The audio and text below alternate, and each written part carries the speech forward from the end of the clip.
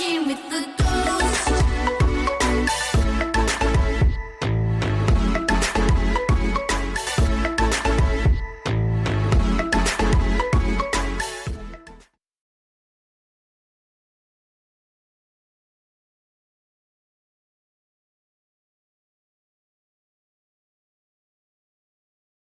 About ready to watch Rise of Skywalker finally. I know it came out a week ago, and people want to be posting spoilers and all this stuff. I already know some key points, so I don't think it'll ruin it for me. But you got people that are saying that it's a failure. 53% on Rotten Tomatoes. Who gives a fuck about Rotten Tomatoes? Made 500 some odd million. That's still a failure. It's the first week, people. I'm watching this film and I'm getting into it, and I'm going to leave my brain at the door and I'm just going to enjoy it. A Star Wars fan here. I'm not a toxic fan like some of these idiots on YouTube who hate the movies, and anybody who says differently they'll go after them. They're going after people that I care about, people that I follow on YouTube, and it's ridiculous. So I'll give my after movie review as soon as the movie is done. See you then. So I just got through watching Star Wars The Rise of Skywalker. From the beginning to the end, it was non-stop enjoyment. Don't know what the fuck all y'all who want to be critical of this film. Rotten Tomatoes giving it 53%, something like that, and people saying that it failed because it only made 500 some odd million in the first week, mind you. It's gonna recoup its money. People are making a big deal about the kiss between the two females in this thing. It was just like a momentary, like that. People have an issue with that. That's the problem with some people who are against the agenda and the SJW stuff, is that you don't know when to be outraged. You're gonna be outraged at that, where it actually made sense and it wasn't forced down our throats. I don't see no female empowerment thing in here whatsoever.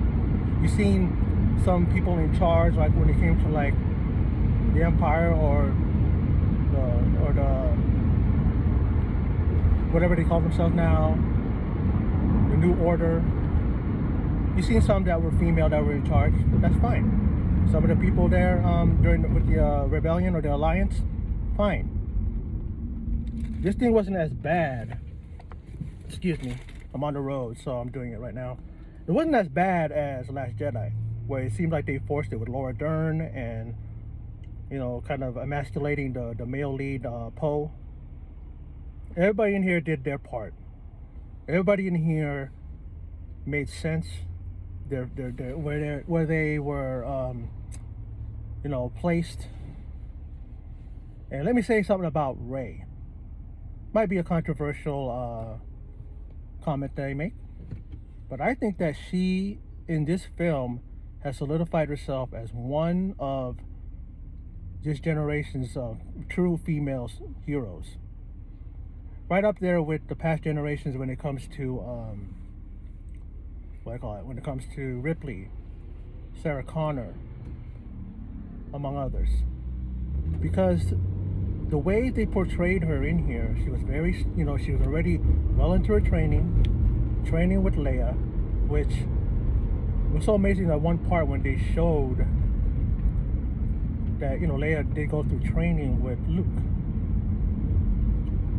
And that's a story that I would like to see. I would love to see, you know, Star Wars, you know, like they did with Solo and they did with,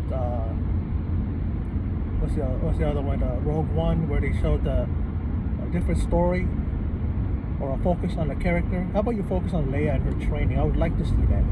I would love to see what she went through.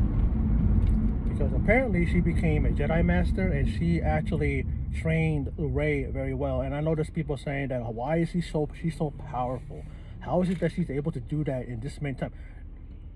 Who's to say, you know, how much time has passed since we last seen her in Last Jedi, right?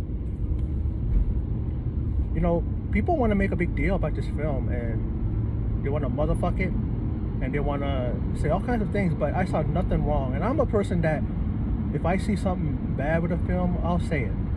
I've said it in the past, and I'll say it again. You know, that this film had nothing wrong with it. The only thing that maybe I should have got more of a reaction out of, and I didn't when it comes to myself, was when it was revealed that, spoiler, don't watch this, that Rey actually is the granddaughter of Palpatine. That right there was like, it's almost like maybe it was expected, but not expected at the same time. Meaning I didn't know that was it coming into this. But then when it happened, it was just like, okay. And that can explain the reason why she was so, you know, she was able to grasp, you know, the Force. The concept of the Force, had those kind of instincts that she had.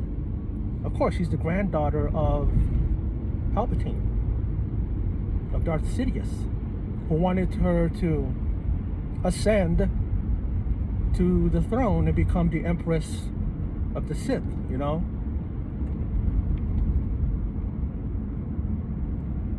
I saw many things in this thing, you know, that happened. We saw the ultimate sacrifice of Kylo Ren, who decided to finally turn away from the dark side, embrace his inner good side, and that was Ben Solo. Was visited by his dad in spirit, or, you know, and pretty much told him to look deep inside, because he didn't know, you know, Kylo didn't know if he could do what he needed to do. And then Han said, you know you can. You have it in you. And he throws away his, his lightsaber. And then let's go to a hated character. I didn't have no problem with her. I never did. And that was Rose Tico. She was used in this film, not like in The Last Jedi, where it's almost like she was the main focus, you know, along with along with Finn. But the thing about it is that I hate the fact that, because of the fact that nobody liked her character, that you got idiots that want to threaten her life. And I'm pretty sure I know what certain group out there in the YouTube community that did it. You know who you are, and I don't have to say your name. Y'all are pieces of shit, excuse the language, but I'm gonna be frank in this video, going after people that I deem to be friends in the YouTube community, getting attacked by others because they don't share your opinions. Y'all claim to be diehard Star Wars fans ever since you were little kids. I've been a Star Wars fan since I was a little kid, but I don't take it that far.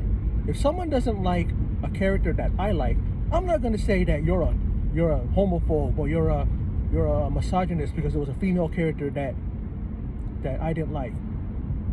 You know, people not having a problem with that the female kiss between the kiss between two female characters, and then there's some that say that's all right, and then these other people saying that, well, you know, you're not a real Star Wars fan because, you know, they're forcing the agenda down our throats with the. No, they weren't. They were doing nothing of the sort. Because, hello, that exists. But as long as they do it the way they did it, and they didn't put it in your face. They didn't say, yeah, look at this, look at us, we're gay, we're lesbian, look at us kiss. And then they're gonna focus the whole last 10 minutes on them. They didn't do that. It was a passing thing.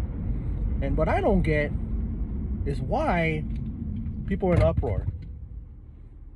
Why people were up in arms about it. I saw it and I go, that's it? That's what has all these knuckleheads out there upset? Y'all gotta get a grip. You know? Life's too short for y'all to keep those type of things in your head, you know, like I hate people that, yeah, it's great to believe in a cause, to believe in your beliefs, you know? Hold on to your beliefs. You don't like the agenda, you don't like SJWs, you don't like the way Disney's handled Star Wars, that's fine. But if someone doesn't agree with you, don't threaten a person's life. Don't go after them and make their life a misery because they don't agree with you. What kind of bullshit is that?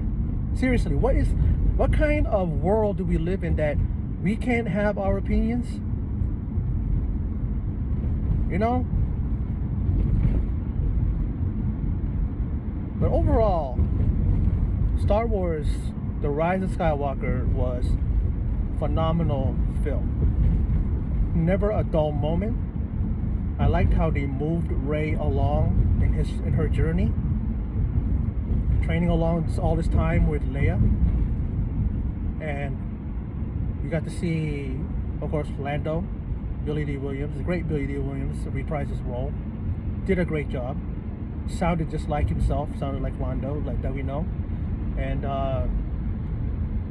you know, at least, you know, the thing about it though is that at least they didn't kill him off. There was a moment there where we thought Chewie got killed off. He didn't, but you know, the threat of what's his name getting you know, his memory wiped and not ever coming back, that being C-3PO.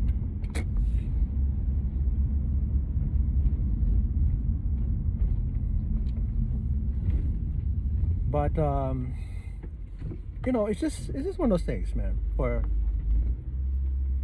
I just arrived home now. My landlord right there. I just wanted to do this really quick so that was while my memory is fresh. You might have heard sound of the road as I'm driving and gear shift and signal and all that stuff. But you know, I swear, you know, the recent Star Wars films really have brought the ugliness out in people. I cannot believe, like I was saying before, that there are people that are so passionate about it. And there's nothing wrong with being passionate about Star Wars. I love Star Wars. This movie has made me look forward to the next trilogy or the next film series. I hear it's going to be a reboot, but not the reboot of the original stuff. It's a whole new world they're going to be delving into when it comes to Star Wars. I'm up for that. But like I said, this past Star Wars trilogy, you know, even let's just say the first two films of this recent trilogy, really brought out the ugliness in people. You know, you talk about the keyboard warriors out in focus, out in full force, threatening people, saying they want to kill, what's her name, Kelly Marie Tran, the one that plays Tico, Rose Tico. If that is her name, her real name, I believe that's her real name. Threatening somebody and making this young lady feel nothing more. She feels like she has nothing, no choice, but to kill her account, her Twitter, everything. You know what I mean? It's just like, can we just like agree to disagree? You know, you don't agree with what people like and what they don't like. They like the Star Wars films. I liked Rogue One. I mean, well, definitely loved Rogue One, Force Awakens, and The Last Jedi. I see certain things about those two films that didn't make sense and they didn't fit, or they went against what we know. Expect this film. It's almost like it redeems this trilogy, just like the Revenge of the Sith did for the prequels. Kind of got it back on track. There was no nonsense in there, no grandstanding by any group. Everybody was together. Everybody had their role. They played it well, and I like how they moved Rey's story along. Like I said before, the way they had her little by little show her powers, show what she can do. She's able to, you know, make people, you know, agree with what she says. That whole, you know, making people talk the way you want him to talk, the way she did with those stormtroopers, right? And then seeing her doing those force pushes, you know, her lightsaber skills. And what I like too is that final battle that she had with Kylo before Kylo turned for the good. Oh, and then also don't forget, she was able to do what we all seen in The Mandalorian, and Baby Yoda or the child use his force power, life source power, to heal, you know, Grief Karga, right? She does this with Kylo after she, you know, sticks him or sticks a saber through him. And this is after Leia used all of her power to communicate with Ben, her son, and it caused her to she used up so much of the power that she passed. That's how they had Leia pass, and then after she, because you see, Palpatine, and he kept saying, as he lured his granddaughter, Rey, to where he was, right? There was the throne there. Allah looked like something out of Game of Thrones, but not really. But it was a throne, and he says that's for you. Yeah, I didn't come here. I didn't have you come here to kill you. I want you to sit in your throne and assume your throne as the Empress, Empress of the Sith. The Dark Empress. He kept saying how all the Sith was in him, and then if she kills him, because she knew that she wanted to kill him. You kill me, all of my life force will go through you and live through you, and all of the Sith will also live in you. He kind of had her in a catch-22. Damn if you do, damn if you don't. And then she basically, after because like did that, and then she ends up, her and Ben, they decide to join forces, but he does his old electrical thing with his fingers, you know what I mean? And he has them draining them of some of their power, and he starts regenerating, kind of, getting younger.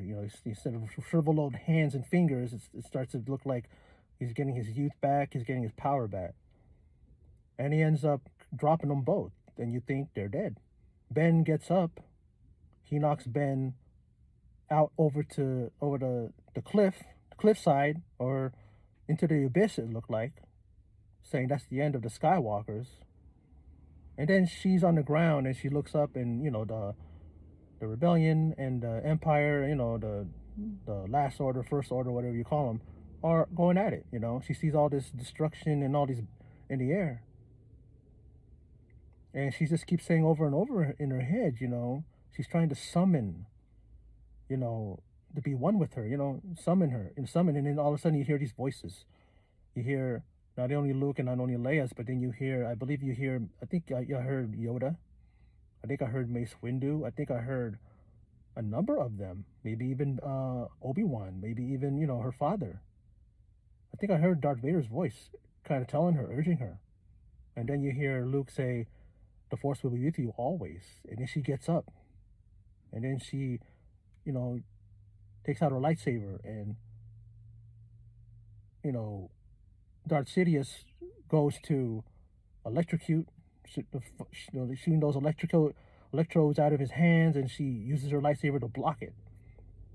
All of a sudden, after a little bit of that, another lightsaber comes through. She catches that, and she actually puts them across one another in the next kind of form, and starts, pushing back his electrical power, right? And it starts tearing at him. It starts ripping him apart until he's destroyed. And then he's gone, and then we realize that Ben is not done. He's not dead. He climbs over lifts himself up onto the that area where Rey is. Lifts himself up from that seemingly look like an eternal hole he fell into, and he goes over, and it seems like Rey is dead. Her eyes are like open, not even moving, not even blinking. And then Ben, now he's no longer Kylo Ren, he's Ben. He, holds her in his arms,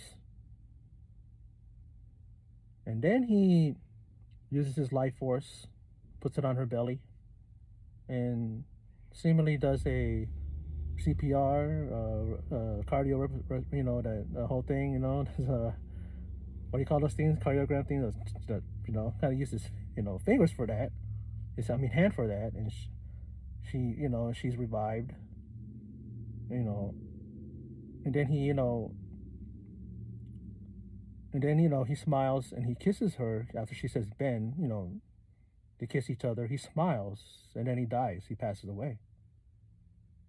And then he does the whole thing where, like how we saw Yoda and like how we saw Luke, where they disappear. And what's left behind is their clothes. Not only did it happen with Ben, but it happened with Leia. And, a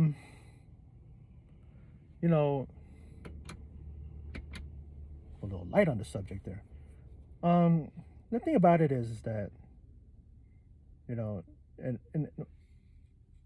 my thing is about that is the fact that it just goes to show that the reason why he died is because he used all of his power that he had left, much like what his mom did for him. He did it for Rey and brought her back to life. So much going on in this movie. I loved everything that I saw. I'm not going to go into it frame for frame or, go into it, explaining everything because I would be here a long time. But overall, all of the highest grades that you can give a movie. Thumbs up, an A+, a 10 out of 10, 5 out of 5. 10 out of 10 numbers, the rating 10 out of 10, and then 5 stars. Like I would give 5 out of 5 stars.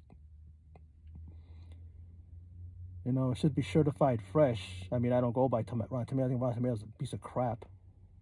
Like I said, people, it is opinions of critics. It isn't an authentic indicator of a good film. Like I said, I seen a film that was 9% positive, and it was a great film. It's about choice, personal choice. And for people to still, and I'm gonna seek out, I'm gonna see the idiots out there, and I'm gonna watch videos of people that honestly don't like this film.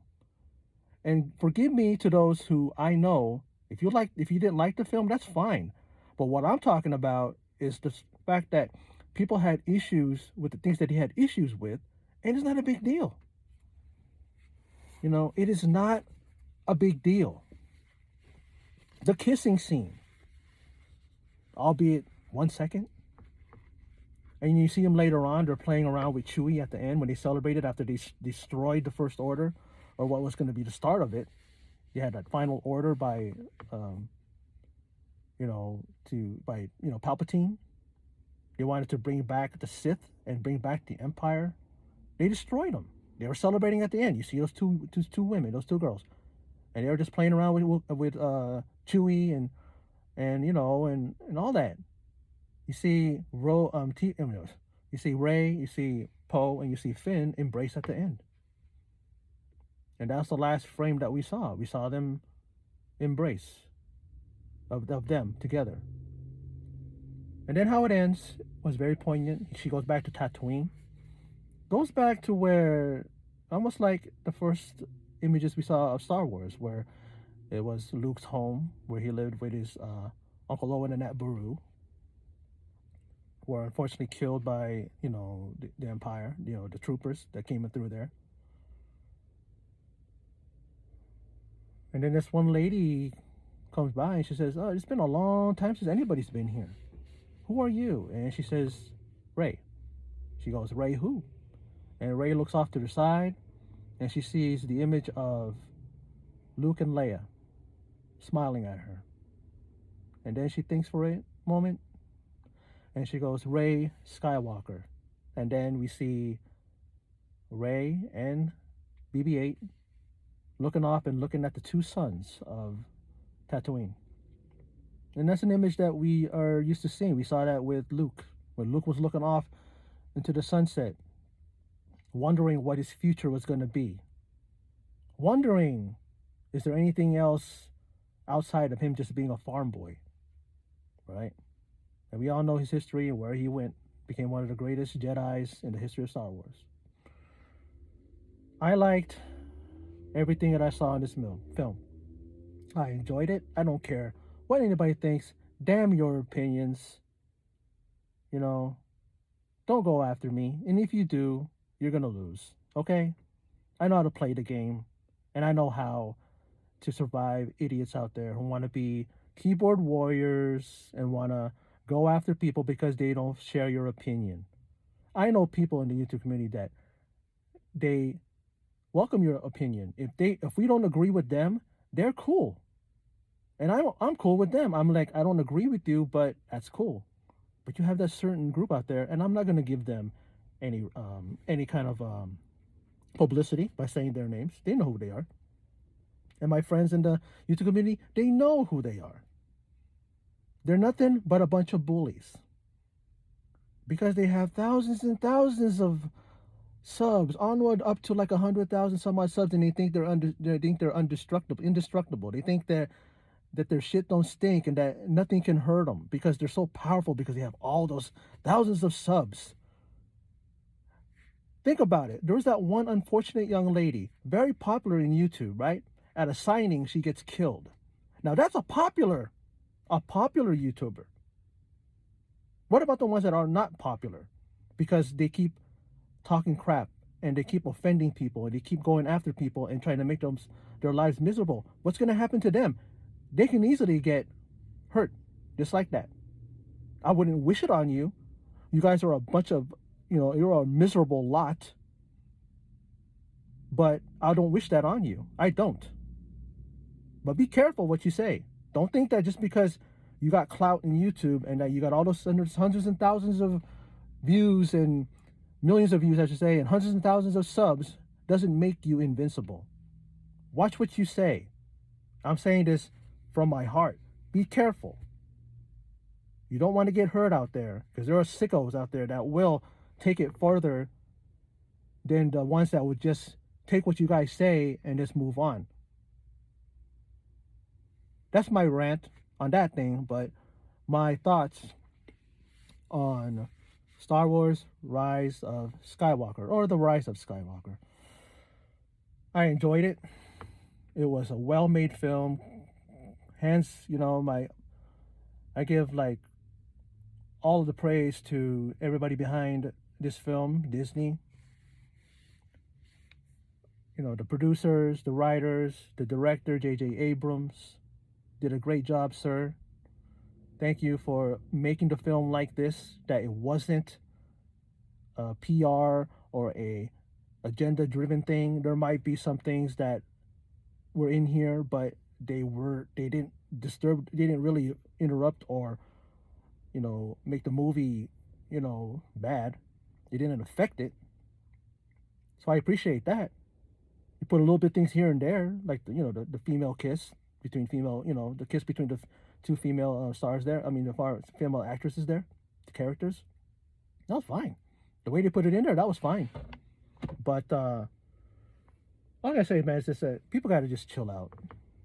Like I said, life's too short, and we all should just go to the movies because of what they are. They're entertainment. They're there to make us escape from the bullshit and the realities of life and to have fun.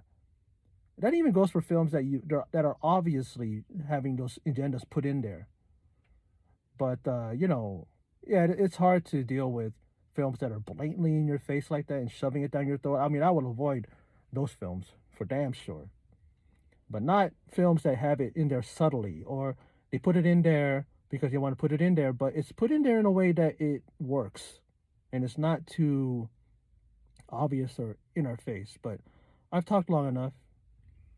I just want to say that I did thoroughly enjoy this film. I said it already a number of times. And that there was not one weak point to this film, not one bad thing about this film that I can think of. It was great. And that's all I have to say about this. I might do a full in-depth review.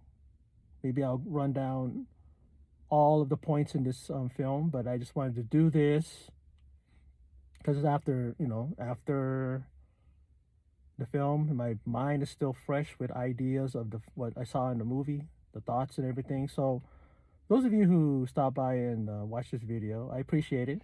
And in closing, and as always, take care.